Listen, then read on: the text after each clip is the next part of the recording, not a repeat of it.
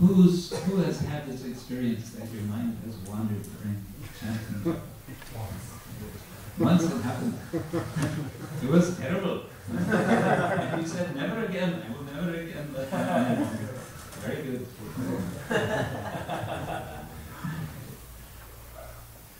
Well, what does Krishna say about the wandering mind? He says, from whatever and wherever the mind wanders, due to its flickering nature, what should one do? Throw it back. Throw it back. Draw it back. Yes. And bring it back under the control of. From whatever and wherever the mind wanders, due to its flickering and unsteady nature, bring it back to the self, bring it back under the control of the self. Well, unless one notices that the mind has wandered, one is not going to be able to stop it and bring it back. Right? So the first step is noticing that it's wandered.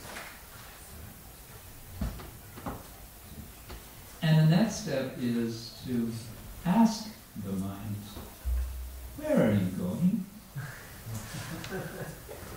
Now this is, the important point here is we're not standing over the mind with a whip or a broom or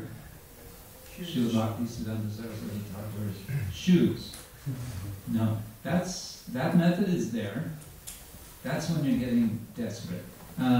But for sort of everyday, you don't want to always beat your mind with shoes, or else it's going to become so fearful of you that it will run away. So you can also be gentle with the mind. And one way to be gentle is to simply ask, where are you going now? And your mind may answer, well, I'm going to the shop because I have to do a lot of shopping this morning because I have to prepare for the Sunday feast. Because if I don't do the shopping today, then it will be too late, etc., etc., etc., etc. So you may have something very practical that you're thinking you have to do. Then you can ask your mind, do you have to think about this right now? And the mind said, yes, I have to think of it right now, because if I don't think of it right now, I'm going to forget, and if I forget, etc. So then, one thing you can do is to make a note. You can have a pen and a piece of paper, and you can make a note. Temple commanders are familiar with this process. I see it works, doesn't it? Yeah. Now, another thing is, you see the mind wandering, be a little bit analytical. Oh, are you wandering to something of the past, or is it something of the future? So locate your mind in terms of time. Remember we were saying, not yesterday, 2 days ago, 3 days ago, that nasochati nakamchati, that lamentation has to do with the past and hankering has to do with the future. So the tendency of the mind that's wandering is that it will be going toward the past or the future. And what is it doing in the past or the future? Again, we can ask, are you going towards any of the animal propensities? Are you thinking about eating, about sleeping, about mating, about defending?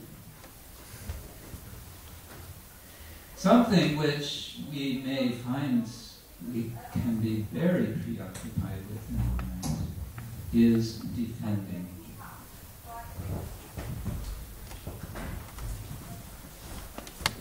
Have you ever rehearsed in your mind what you are going to say the next time you meet that such and such person who you know is going to once again accuse you of having done or not done something. This time, I am going to tell you. Dun, dun, dun, dun, dun, dun, dun. That's called defense. Eating, sleeping, mating, defending, probably explains these core activities we share with animals. As human beings, we want to cultivate the minimization of them. Now, relating this point about defending to what I was saying last time about 4 kind of existential wants or visceral wants. Remember we talked about wanting separation. That we have a kind of existential wanting to be separate, which is sometimes its opposite, the wanting unity.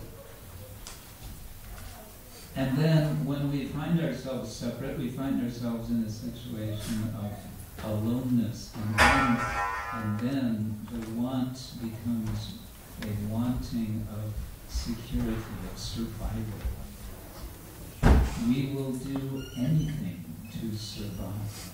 I mean, existentially, if we hear the word fire and we understand someone seriously telling us this building, I don't want to even think about that with regard to this building, but if we're in a house and someone says fire, we understand serious, we have to get out, then we'll drop a lot of things and just run.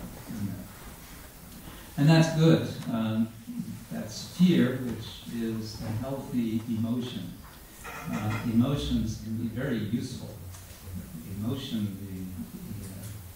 the powerful emotion of fear, can be very useful if you can actually protect us. But a lot of the time, we're just spinning around in our brains all kinds of schemes of how to protect ourselves against dangers which just aren't there.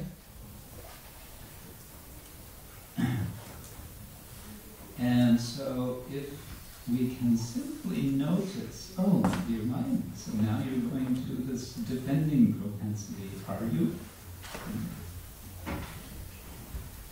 Then it becomes possible, having identified what is the mind actually doing at this moment, having sort of cornered the mind gently, one can say, my dear mind, could you, just for now, drop it? Could you let it go? Could you let it go and get back to Hare Krishna,